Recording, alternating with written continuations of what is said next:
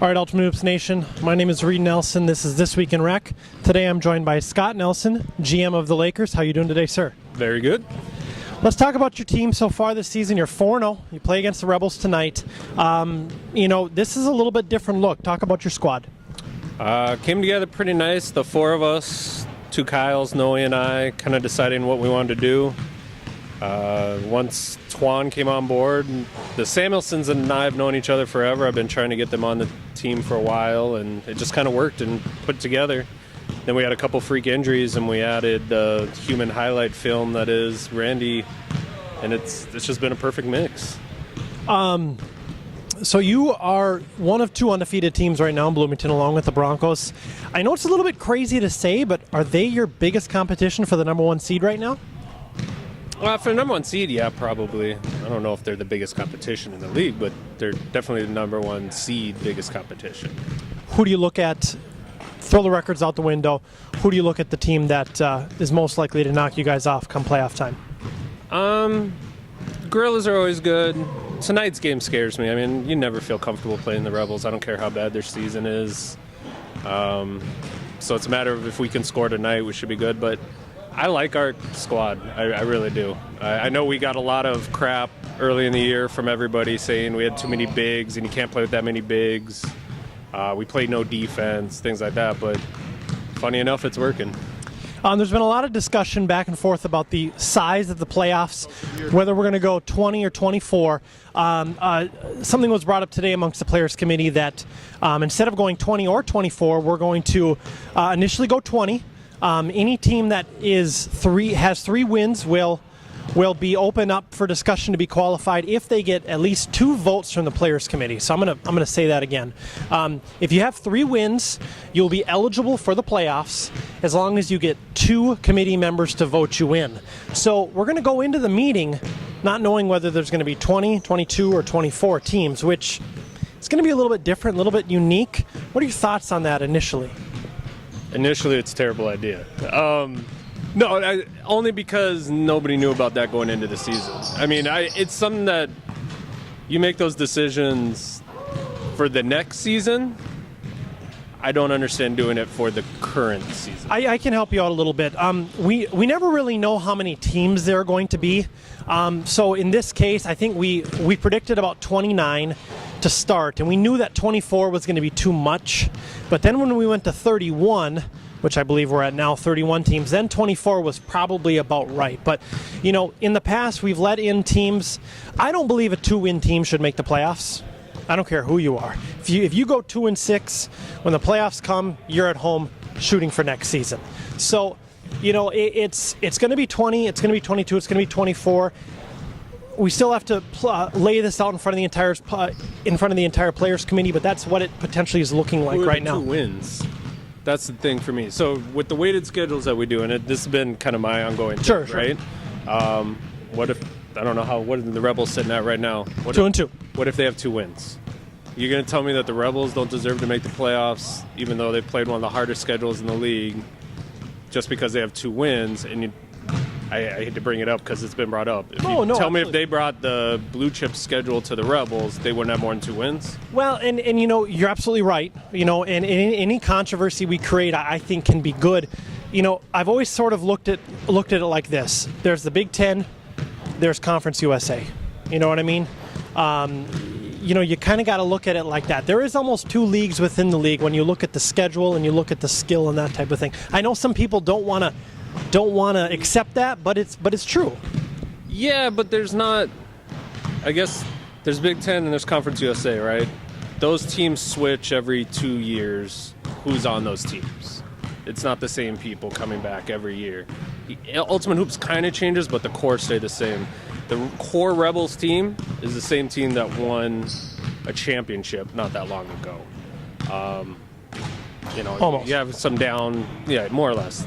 You take away Pat, who's a big piece of it, but then you add what they always needed, which is more offensive punch. So I don't know. That's just my opinion. Well, no, I'm not on the Players Committee. Well, no, I will say this, though. A 2-6 Rebels team, in my opinion, doesn't deserve to make the playoffs, regardless of who those 2 wins are against. Now, if I had my schedule in front of me. But, I mean, I think it's open for discussion. I don't think there's a perfect system by any means. So. No, yeah, I agree. So unless you've been hiding under a rock for the last week, or you're Chad Wessels, apparently, you know about the... Under a rock. True story. You know about the eligibility questions and concerns that have been thrown back and forth. The person to my left here has been a large part of the online discussion. First question I have for you is, when did you start playing Ultimate Hoops? I started Ultimate Hoops the second season of its existence. I want to say 7 years ago, close to. So that was pre-Lifetime. Pre-Lifetime, it was actually Northwest Athletic Club downtown Minneapolis in the Target Center. Lifetime bought them out. We got booted to Jefferson and Kennedy for a while, and then Lifetime bought them, and we got brought into Lifetime. Okay, so when you saw the whole Minnesota Blizzards thing brought up again this last week, what was your initial reaction about that? My initial reaction was that was old news. It was... I guess it came up when it came up, and everybody reacted to it then, and then it kind of died down, and I didn't understand why it was coming up again. Were you aware that there was a YouTube video out there of them playing an exhibition game? I guess I wasn't aware there was a video, but as far as I know, the exhibition game itself wasn't news.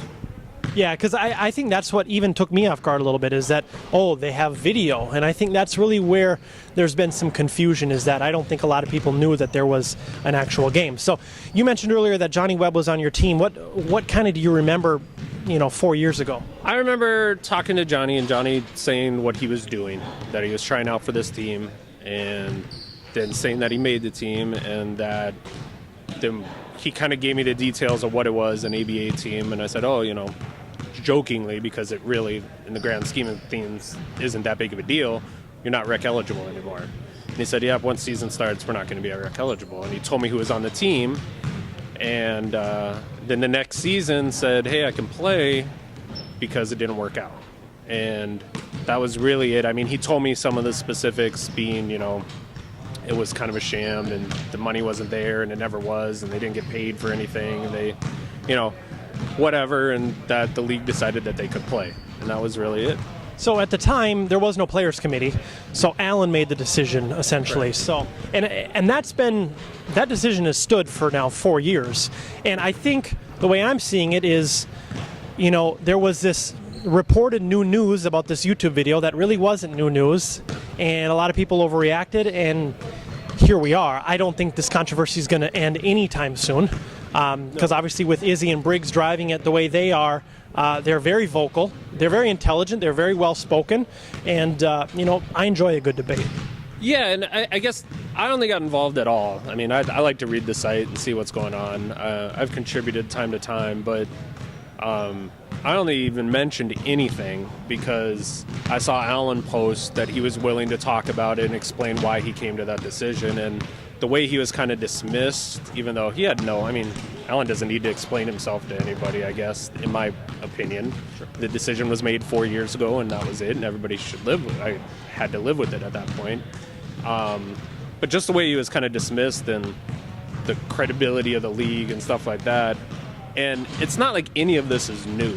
I mean, people have been championing for different ways to decide how people are eligible forever. Nick Roll sat in countless players' meetings. He drew up some crazy algorithm and spreadsheet based on PPR to get people in. But I know, like I said on the site, Zach Burke, Cole Fashing off the top of my head, that were JV MIAC players. Never played any varsity. Cole Fashing, actually, if I remember right, I haven't talked to him in a while because he doesn't come to Cham basketball as much anymore, was cut, actually, from the JV team. And both of them, because they were on rosters, were deemed ineligible and had to fall away. And I don't remember any uproar over those. It seemed to me, and Izzy and I's back and forth, kind of continuing from there, that it was all because all of a sudden Travis, who was on Izzy and Briggs' team, was found ineligible. Yeah, I think that has something to do with it. So, any other final thoughts on eligibility, playoff schedule? I think obviously the playoff schedule discussion is just beginning.